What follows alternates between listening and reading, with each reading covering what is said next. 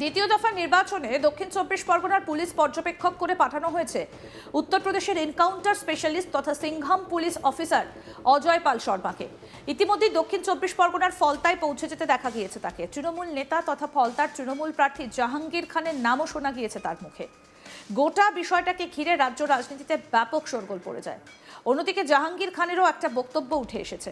একটা সভায় বক্তব্য রাখার সময় জাহাঙ্গীর বলেন, ওরা অনেক খেলা দেখাচ্ছে, খেলা ওরা শুরু করেছে, শেষটা কিন্তু আমরা করব। তাই পিকচার আভি বাকি মেরে দোস্ত, পিকচার এখনো বাকি আছে।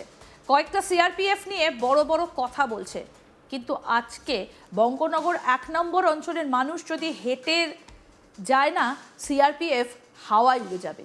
কি বলেছেন জাহাঙ্গীর খান, আসুন শোনাই।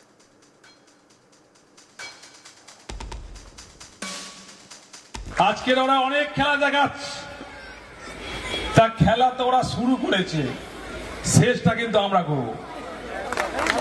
খেলা তো ওরা শুরু করেছে, কিন্তু শেষটা আমরা করব। তাই পিকচার আবি বাকি মেরা দোস্ত, পিকচার এখনো বাকি আছে, সময় শুরু হয়েছে। তোমরা ভাবছো নিজেকে কয়েকটা সিআরপিএফ নিয়ে বড় বড় মাতালা দিচ্ছ, কিন্তু আজকের বঙ্গনগর 1 নম্বর অঞ্চলে মানুষ যদি হেঁটে যায় না, সিআরপিএফ হাওয়ায় উড়ে যায়। তাই সেই বিজেপি দালাল সিআরপিএফ কে বলতে চাই, ক্ষমতা আছে বঙ্গনগর 1 নম্বর অঞ্চলের মানুষের জনসমুদ্র, জনস্রোত দেখে যাক। আমার একটা মায়েরা হলো দুর্গা, দুর্গা রূপে কিভাবে অসুরকে বধ করতে হয় তারা জানে। একইভাবে বিজেপি দালাল সিআরপিএফ কে কিভাবে জব্দ করতে হয়, কিভাবে টাইপ করতে হয় সেটা ভালোভাবে জানে।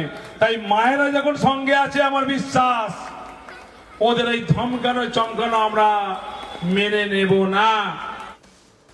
উল্লেখ্য, দ্বিতীয় তথা শেষ দফার নির্বাচনে যে সমস্ত জেলায় ভোট গ্রহণ হবে তার মধ্যে রয়েছে দক্ষিণ চব্বিশ পরগনা। আর ভোটে এই জেলার পুলিশ পর্যবেক্ষক করে আনা হয়েছে উত্তরপ্রদেশের encounter specialist Singham police officer Ajay Pal শর্মাকে। ইতিমধ্যেই ময়দানে নেমে পড়েছেন তিনি।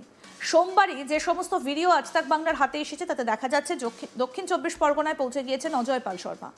তৃণমূল নেতা তথা ফলতার তৃণমূল প্রার্থী জাহাঙ্গীর খানের নাম করে রীতিমতো হুঁশিয়ারি সুরে কথা বলতে শোনা যায় তাকে।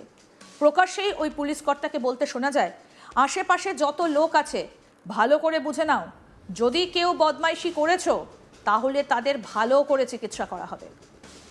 যদি কোনো খবর আসে যে কেউ কাউকে বিরক্ত করার চেষ্টা করছে, তাহলে তাদের ভালো করে খবর নেব।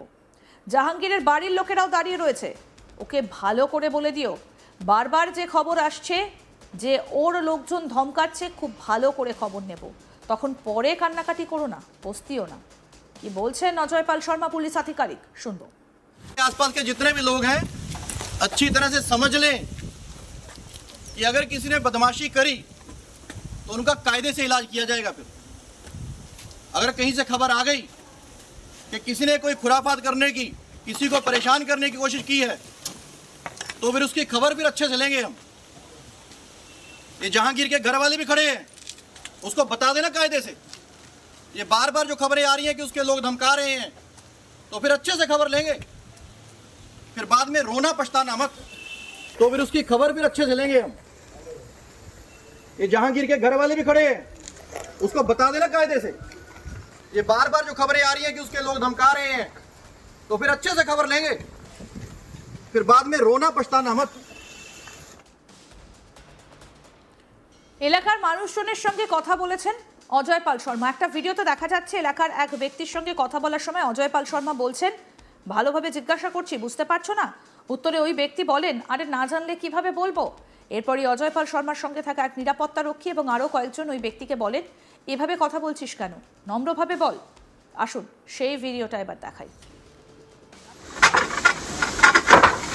तरीके से पूछना समझ नहीं आ रहा। अरे नहीं पता हम कैसे बताएं। कैसे बोल रहा हूँ, कैसे बोल रहा है, नहीं पता हम ऐसे क्यों बोल रहा था तुम? पोलाइटली बोलो, भद्र में बोलो। हमें नहीं पता हम कैसे। हमें नहीं पता उसका वो कहाँ रहता है, वो नहीं पता। तो इन्हें रहता है। उसका मोबाइल नंबर क्या है? उनको कहीं तो होगा मोबाइल नंबर। हाँ नोट करिएगा मोबाइल नंबर। नाम भी सुन। हाथ से घबरा करो।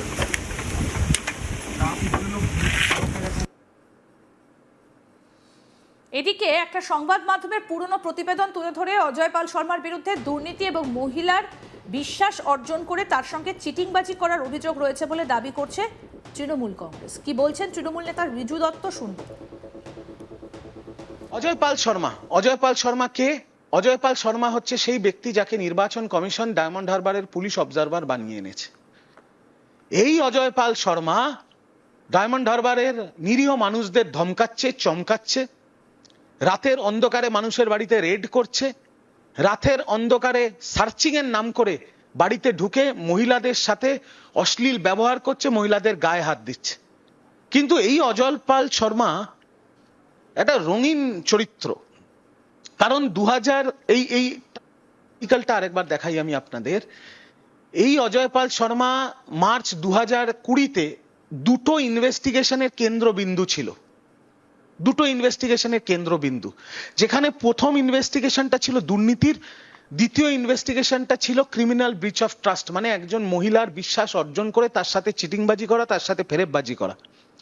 প্রথম ইনভেস্টিগেশনে অজয় পাল শর্মাকে ট্রান্সফার করা হয়, যেখানে প্রমাণ ছিল যে অজয় পাল শর্মা একটা সিন্ডিকেট করে পয়সা নিত বিভিন্ন অফিসারদের থেকে তাদের পোস্টিং দেওয়ার জন্য।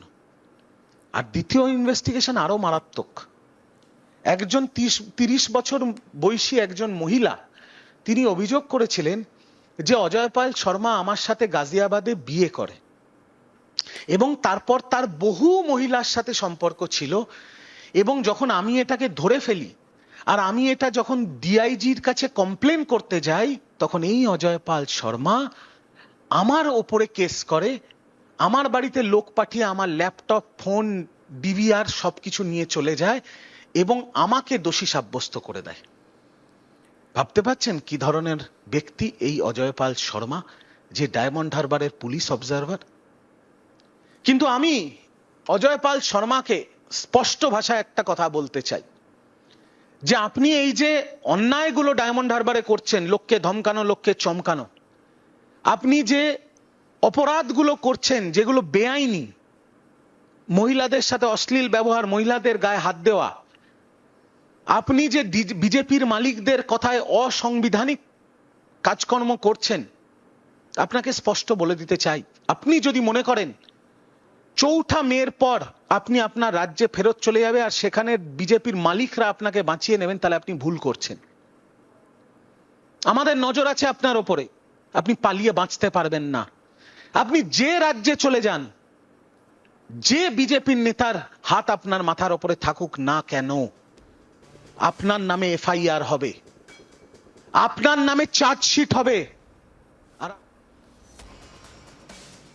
আরো আপডেট পেতে দেখতে থাকুন আজ তাক বাংলা। সাবস্ক্রাইব করুন, নোটিফিকেশন পেতে বেল বাটন অপশন প্রেস করুন।